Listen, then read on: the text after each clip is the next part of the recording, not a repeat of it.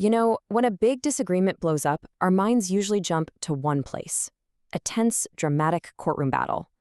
But what if that's not the only way, or even the best way?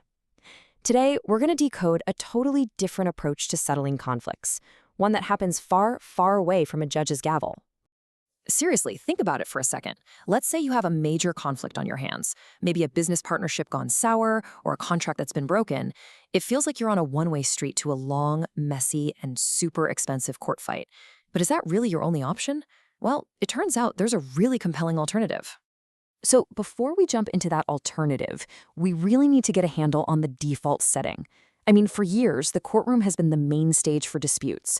But as you're about to see, that well-worn path is absolutely riddled with its own set of problems. Yeah, the traditional route litigation is often called a tedious road, and it's easy to see why. First off, it's adversarial by its very nature. It's literally designed to create a winner and a loser. The process itself, it can be painfully slow, dragging out for months, sometimes even years. And then there's the money.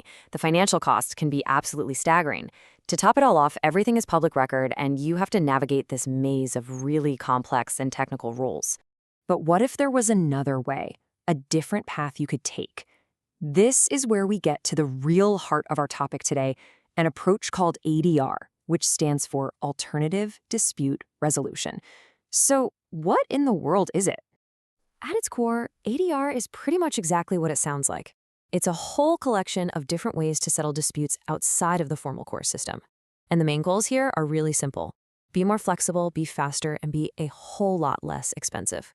It's all about finding a smarter, more efficient way to get to a solution. A really fantastic way to picture this is the idea of a multi-door courthouse. So instead of just one giant, intimidating entrance leading to a single courtroom, imagine a building with a bunch of different doors.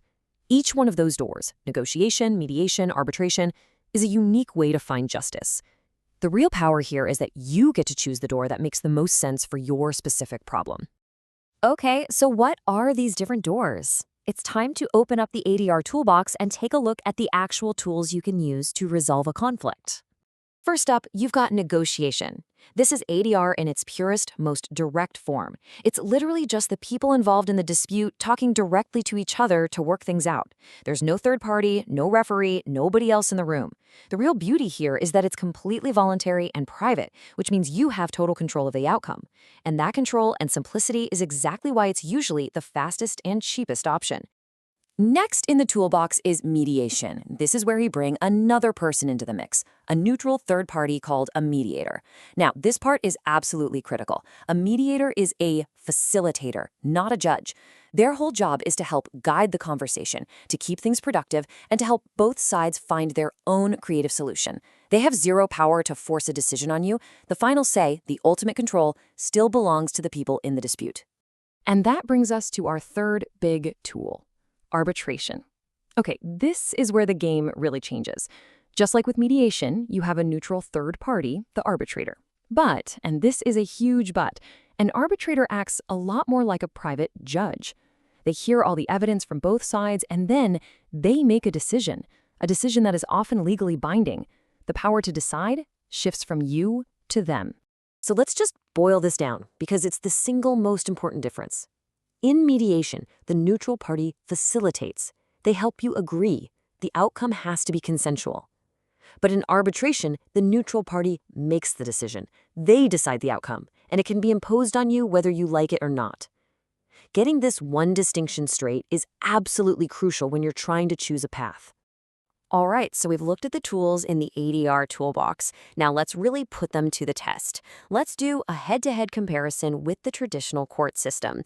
This is where you'll really see the advantages of ADR pop. I mean, when you see it all laid out side by side like this, the contrast is pretty stark, right?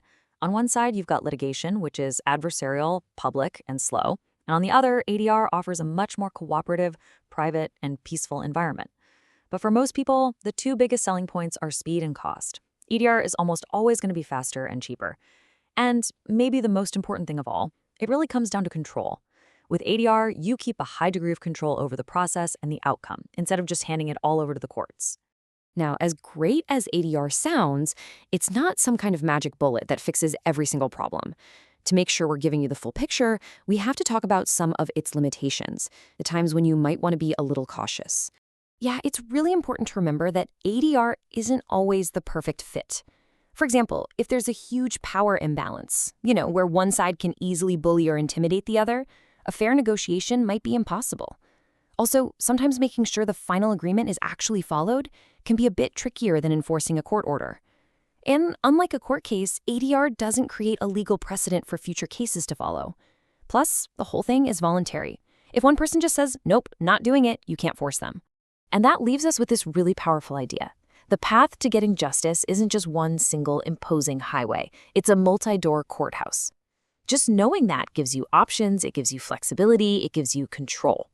So the next time a conflict comes up, maybe the question to ask isn't just, how do I win this fight? But instead, which door is the right one for me to walk through?